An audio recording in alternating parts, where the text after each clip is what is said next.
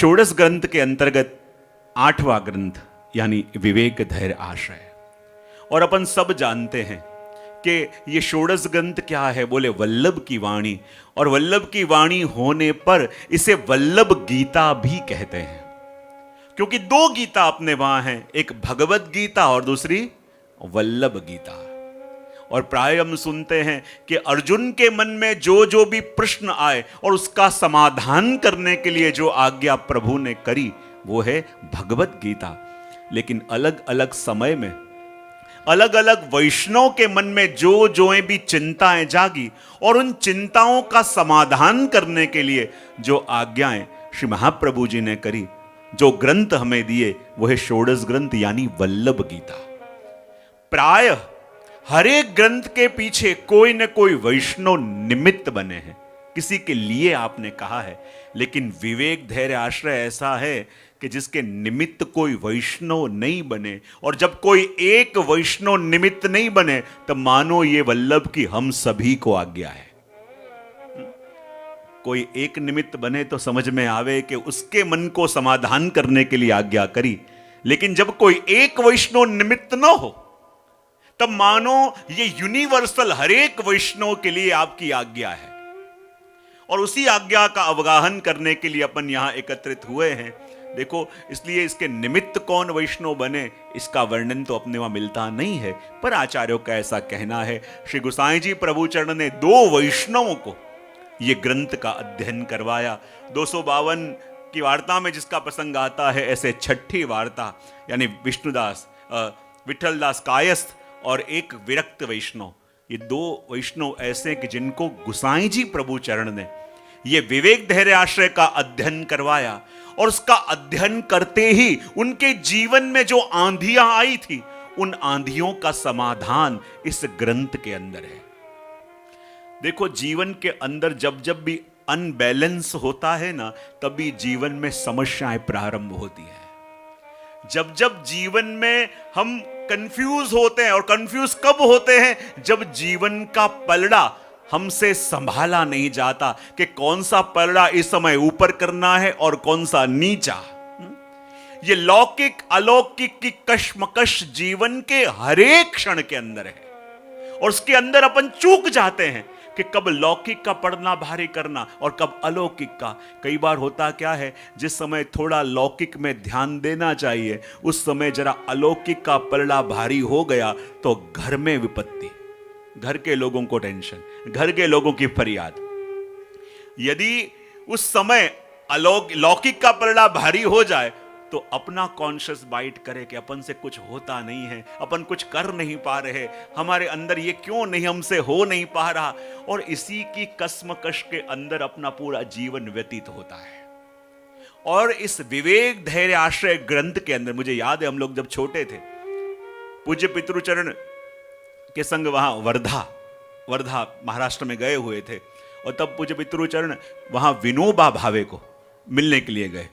और जब विनोबा भावे को मिलने के लिए गए और जब परिचय दिया गया कि ये वल्लभ कुल के आचार्य और श्री महाप्रभु जी के वंशज हैं, और उस समय विनोबा भावे मौन में थे, लेकिन जैसे ही सुना कि श्री वल्लभाचार्य जी के वंशज हैं, उन्होंने एक कागज लिया और उसमें लिखा कि वही वल्लभाचार्य जी कि जिन्होंने विवेक धैर्य आश्रय जैसा ग्रंथ मानव मात्र को दिया। ये शब्द उस समय के ऐसे परम विद्वान के मुख से जब सुने तो अपन को भी आश्चर्य हो कि ये ग्रंथ वैष्णव के लिए तो है, पर इस ग्रंथ के अंदर जो सिद्धांत बताए हैं ये मानव मात्र के लिए है। और हमारे डे टू डे लाइफ के अंदर ये ग्रंथ ऐसा है जो हमारे डे टू डे लाइफ को स्पर्शेगा। ये ग्रंथ ऐसा है जो हमारे रोज बरोज की जो कश्मकश हैं उसमें से हमको बाहर लाएगा। और इसलिए अपने वहां कहते हैं कि देखो, श्री वल्लभ ने अपन को आज्ञा करी है, और इस ग्रंथ के अंदर श्लोक भी 17 श्लोक हैं। कितने? 17। और अपने आचार्यों का मंतव्य ऐसा है कि इसमें 1 से लेके 5 श्लोक तक विवेक का वर्णन, 6 से लेके 9 श्लोक तक धैर्य का वर्णन, और 10 से लेके 17 श्लोक तक आश्रय का वर्णन। ये स्टेप बाय स्टेप हमको आश्रय तक की भूमिका में ले जाएंगे।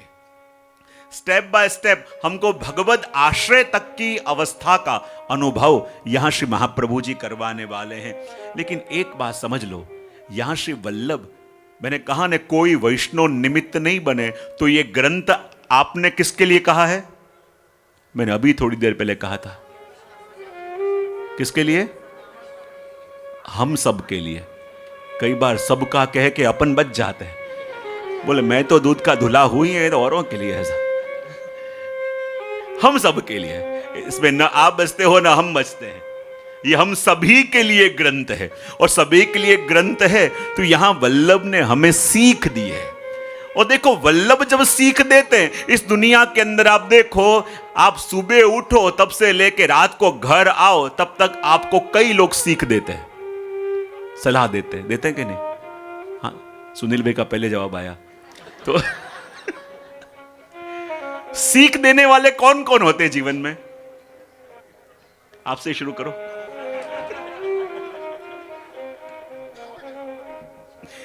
देखो, और हर एक की सीख अलग अलग होती है। एक होती है पिता की सीख, होती है कि नहीं?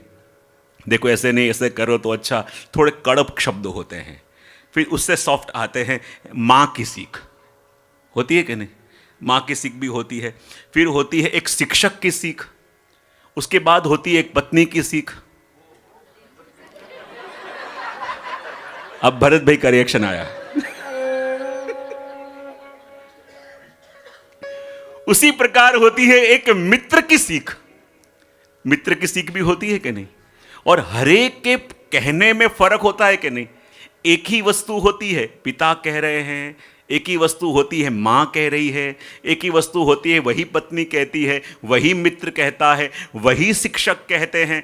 तो हरेक की सीख में बात एक ही हो लेकिन कहने के ढंग में फर्क होता है कि नहीं? हाँ कि ना? तो बोलो। अब कहने के ढंग में फर्क होता है, एक ही वस्तु है, कई बार अपन को लगे मुझे टोक रहे हैं, मुझे रोक रहे हैं, लेकिन वही सीख कोई और देता है, उसमें आत्मीयता लगती है। वही सीख कोई और देता है, हमको लगता है कि हमारे हितेच्छु, हमारे हित की बात कह रहे हैं। बात एक ही है, लेकिन बात एक ही है, लेकिन हरेक का कहने का टोन और उनका ढंग अलग होता है। और ढंग अलग होता है तो एक ही बात जितनी जल्दी हम किसी और के कहने से समझते हैं, इतनी जल्दी हम औरों की बातों से समझते नहीं है। तो उसी प्रकार कहते हैं जैसे एक शिक्षक की सीख होती है, और उसी प्रकार एक सीख होती है जिसको कहते हैं महद की सीख। देखो श्री गोकुलनाथ जी ने एक बहुत सुंदर शब्द दिया है जिसको कहते हैं महद। महद किसको कहते हैं? और श्री महाप्रभु जी को अपन क्या अर्थ में देख सकते हैं? तो यहां गोकुलनाथ जी कहते हैं महद। और महद किसको कहते हैं? तो कहा कि जिनके वश अपने प्रभु हो उसे कहते हैं महद। महद किनको कहते हैं? कि अपने प्रभु जिनसे सदा रीझे हुए हों उसे कहते हैं महद। महद किसे कहते हैं? कि जिनको अपने प्रभु कभी भी ना नहीं कह सकते उनको कहते हैं महद। और कहते हैं जो स्वयं भगवत स्वरूप हो उनको कहते हैं महद। कितनी वस्तु मैंने कही? पहली कौन सी? महद किसको कहते हैं? सबसे पहले कहा कि जिनके वश प्रभु हो। अब जिनके वश प्रभु हो तो वो कोई भी बात कहेंगे तो फिर वो भगवत सम्मति वाली होगी कि नहीं? हाँ के ना? तो बोलो। उसी प्रकार जिनसे प्रभु सदा रीझे हुए हों, जिनसे सदा प्रभु रीझे हुए हों, सदा प्रभु उनसे प्रसन्न हो, तो वो जो चाहे प्रभु से अपने लिए और अपन से प्रभु के लिए करवा सकते हैं कि नहीं? हाँ। तीसरी वस्तु कही महद कौन? कि जिनको प्रभु कभी भी ना नहीं कह सकते। अब जिनको प्रभु कभी भी ना नहीं कह सकते, वो यदि हमें प्रभु के चरणों में ले जाएं, चाहे हम कैसे भी क्यों ना हो, लेकिन वो यदि चरणों में ले जाएं तो फिर प्रभु अपना स्वीकार करेंगे कि नहीं?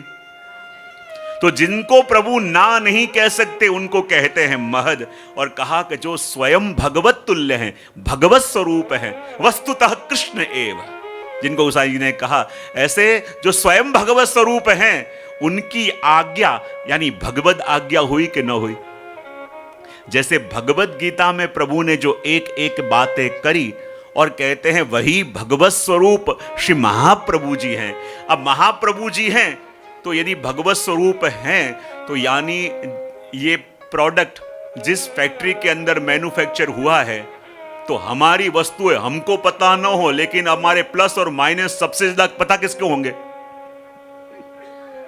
हाँ, जहां ये मैन्युफैक्चर हुआ है।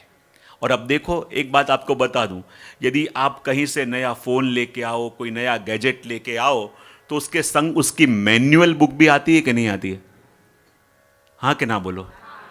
और उसके अंदर उसके सारे फीचर्स कैसे यूज करने चाहिए उसका सब डिटेल होता है कि नहीं?